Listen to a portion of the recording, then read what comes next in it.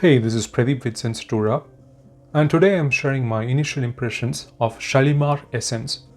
As usual, I didn't buy a bottle based on first impressions, but I did get to test it and wear it for some time. For this video, I intend to share some background information, how it smells, is it comparable to other releases from the brand, and all that good stuff. In fact, it is already available for purchase online, at least here in France. As for the physical boutiques, they can only sell them from next week, I was told. This is an August 2025 release to commemorate the 100th anniversary of the original Shalimar Parfum.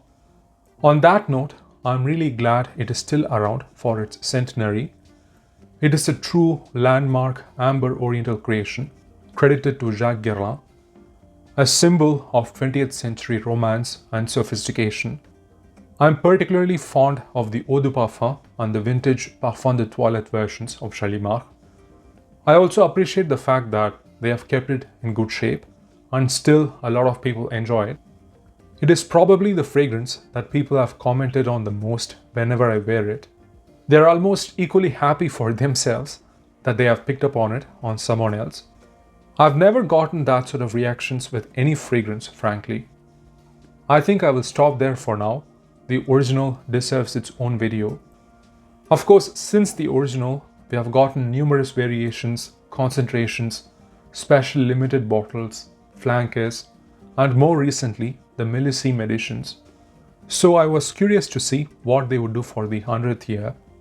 As expected, they did an extremely expensive B bottle collector's piece and some more Baccarat crystal limited editions. True luxury renditions for their special customers. For regular folks like us, we have this edition called L'Essence de Parfum, composed by the Reno's perfumer Delphine Yalc. It is most likely going to be part of the permanent collection, I was told. It even comes in 3 sizes, similar to the Eau de Parfum. So what does the brand say about this one? Quote, "Rare are the perfumes that cross eras and fashions. Shalimar, born in 1925, is one of them. The first amber in history is celebrating its 100th anniversary. On the occasion of this exceptional event, the Maison unveils Shalimar Essence, an intense new vanillic variation that concentrates Shalimar's distinctive coats, that is its quintessence." Unquote. Now, what does it smell like? The immediate impression I got is that of the classic Shalimar, except for one key element. It does not have the humongous bergamot opening that is so recognizable. It is still there, but it seems to be toned down. Instead, it goes straight into the amber territory with a particular emphasis on vanilla rather than the labdanum. Of course, it's backed up by florals and iris. It was fairly similar to the original for some time, except for the bergamot, of course. This is when it started reminding me of the past vanilla-dominant flankers, Eau de la Vanille and Millésime Vanille. In fact, the tagline for this on the website is Eau de la Vanille. Only it is not as sweet as some of those. I guess the perfumer decided to treat this in a way similar to Habit Rouge Privé, in that they try to maintain restraint and accept the fact that those creations are always going to be the best in their original form. So maybe let's not try to deconstruct or overdo anything or change it too much, taking away from the spirit of the classics. It worked rather well with the Habit Rouge flanker, and it seems to have worked here as well. The dry down is where the classic and this new essence version go in different ways. Where the original goes into this complex, spellbinding, leathery, labdanum heavy amber territory, of course with hints of patchouli, sandalwood, animalics, all adorned with the traditional floral bouquet, obviously with vanilla and tonka.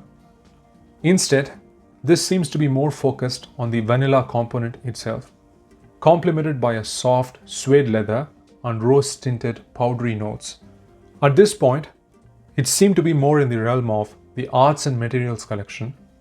There are hints of Spiritueuse Double Vanille, Cuir Beluga, and the Vanille Planifolia Extrait and so forth. The vanilla in here seems to be fairly multifaceted. It's warm, radiant, sensual, with just the right amount of sweetness. I prefer how it's dosed here compared to the confectionery gourmand direction they went with for some other vanilla heavy compositions recently. Apparently, they have used ethyl vanillin from the classic and complemented it with Madagascan vanilla tincture, which I believe was also in Eau de la Vanille and Millésime Vanille. What it does, and I'm using these words carefully here, is probably making it appealing for a younger population who may have never smelled Shalimar yet or feel that it is too mature for them. Now, I'm sure myself and many of you consider it to be timeless, but I get what the brand is trying to do. They could not make it more clear that they are positioning it for a contemporary audience. They keep using the word modern and mention how this gives new life to the classic, bringing it to the 21st century. Even the ad was showing mothers gifting this to their daughters and so forth. In terms of design, the bottle had this strange Art Deco font which perplexed me when I first saw the press release. Granted, it looks better in person, but I still wish they went with the classic logo, which seems more appropriate. Coming back to the transition, it is still mostly about the cozy vanilla, now becoming even more powdery, musky, with hints of benzoin and Play-Doh-like facets. That's pretty much the wearing experience. It feels fairly versatile. I just tested this on a hot day and it was fine. So it is maybe not as intense as the name would imply. They even mention the concentration as Eau de Parfum intense, but that's probably just marketing. The price is also rather close to the original Eau de Parfum. It's just 2 to 6 euros higher for 30, 50 and 90 ml respectively. So that's good news. Overall, though it is not trying to explore some new territory and in a way playing it safe by staying very much in the Guerlain vanilla universe, I think it's still nicely done. I liked the Tonka and Vanilla Millésime releases. Jasmine was nice. Iris I did not care for because of the caramel. But for whatever reason, I was not fully convinced to get a bottle of any of those. I think I have a slight preference for this. Once again, mainly because of the sweetness being toned down for my taste. Plus, it has little more of the original's essence, so to speak. So yeah, a partially reimagined, simpler, vanilla-dominant Shalimar. Intentionally simplistic. If that is the Taj Mahal, this may be the Saumia Museum in Mexico. And depending on what one is looking for, they can enjoy both. I would not mind getting a bottle eventually after the wider release. Not in a hurry, as it seems highly likely this is going to stay, unlike the others which were proper limited editions. Of course, for people who already have all those creations, this may feel repetitive or redundant. I don't, so I think I will get some good use out of it. Questions may also be raised about why these many flankers. I mean, they don't seem to be stopping anytime soon. They may skip the Millésime this year, I guess, but I bet there's going to be another one next year. So I'm more about looking at them individually now, rather than the business perspective, given we are living in 2025. Plus, now that the vanilla dominant creations from the exclusive line are getting more and more expensive, this could be a very good alternative. Could they have tried to do something even more special for the 100th anniversary? Probably yes. But given this is made to be enjoyed by as many people as possible, I guess it's not bad at all. So there you have it, my impressions of Shalimar Essence. And as always, thanks for watching, take care and ciao.